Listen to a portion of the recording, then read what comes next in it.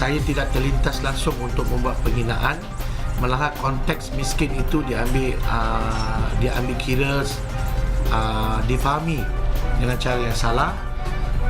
Sehubungan dengan itu, Halo teman-teman semuanya, negara kita Indonesia memiliki potensi yang besar untuk menjadi negara maju dan superpower. Indonesia memiliki jumlah penduduk yang besar dan mayoritas masih berusia muda. Hal ini menciptakan pasar konsumen yang besar, tenaga kerja yang produktif, dan potensi untuk pertumbuhan ekonomi yang berkelanjutan. Namun hal itu bukan tanpa tantangan. Selalu saja ada pihak dari luar termasuk negara tetangga yang masih meremehkan Indonesia dengan menyebut negara dengan IQ rendah. Tapi karena itu basisnya data ilmu pengetahuan, ya tetap harus kita terima ya. Ya walaupun data itu ya masih bisa kita perdebatkan sebenarnya. Bahkan karena sering diremehkan, kita malah menjadi semangat untuk membuktikan bahwa IQ tersebut ya bukanlah segala-galanya. Katanya masih banyak ilmuwan-ilmuwan terbaik, lalu pemedang Olimpiade Sains yang berasal dari Indonesia. Bahkan Perdana Menteri Malaysia Mahathir Mohamad juga menyampaikan kekagumannya pada kemajuan Indonesia saat ini. Dalam cuitannya di akun Twitter pribadinya, Mahathir mengakui bahwa negaranya telah cukup tertinggal dari Indonesia dan Vietnam dalam hal pembangunan. Dan tentu juga selalu berada di bawah Singapura. Membahas IQ memang sensitif karena mengacu pada stereotip dan menggeneralisir yang mungkin tidak sepenuhnya mencerminkan kondisi di lapangan. Karena setiap individu memiliki kecerdasan yang unik dan tidak dapat hanya diukur dengan IQ saja. Ada banyak faktor yang memengaruhi prestasi akademik dan kecerdasan seseorang. Setiap orang memiliki kekuatan dan bakat ya unik mereka sendiri-sendiri, terlepas dari IQ mereka tersebut. Yang penting bagi kita untuk menghargai keanekaragaman dan kemampuan dan bakat dari seseorang. Artinya, keterbatasan dalam IQ tidak selalu mencerminkan potensi seseorang sepenuhnya. Namun, keberhasilan seseorang tidak hanya ditentukan oleh tingkat kecerdasan mereka.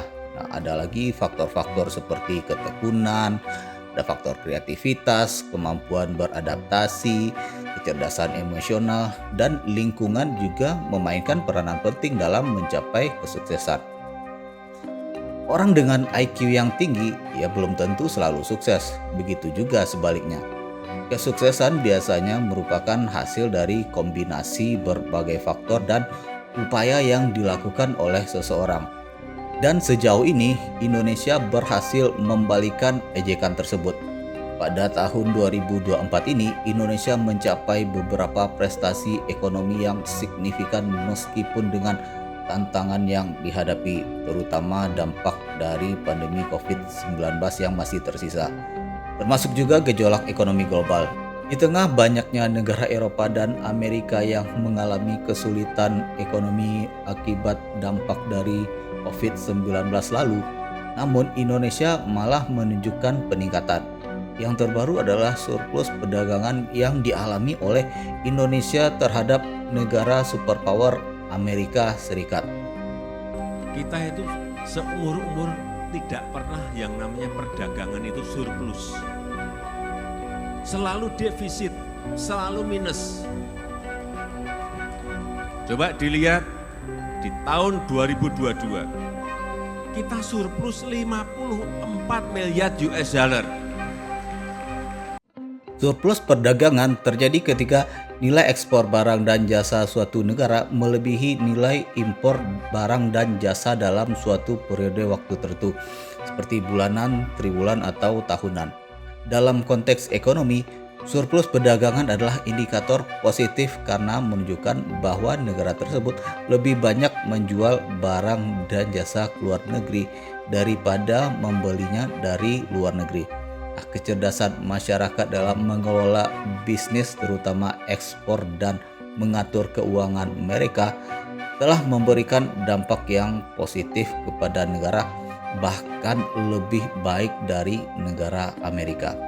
Komoditas ekspor kita semakin berjaya dalam 3 tahun terakhir, Walaupun pemerintah membatasi ekspor barang-barang mentah, bisa jadi pandangan orang luar tentang IQ kita rendah tidak perlu kita permasalahkan.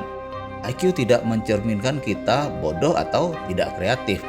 Malah uniknya setelah banyak pemberitaan tentang IQ orang Indonesia rendah, masyarakat kita bisa membuktikan dalam berbagai hal, baik itu terutama dalam ekonomi, musik, film, dan masih banyak hal yang lainnya.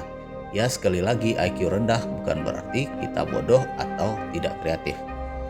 Let me give some examples. United States is struggling, it's badly polarized, divided. Brazil is struggling, and I can go on the list, but I would be more diplomatic and not mention too many countries. But Indonesia is very blessed. Bagaimana menurut pendapat teman-teman sendiri? Silahkan tinggalkan komentar di bawah. Terima kasih bagi teman-teman yang sudah menonton sampai akhir. Jangan lupa like dan juga subscribe. Lalu ketemu lagi di video berikutnya.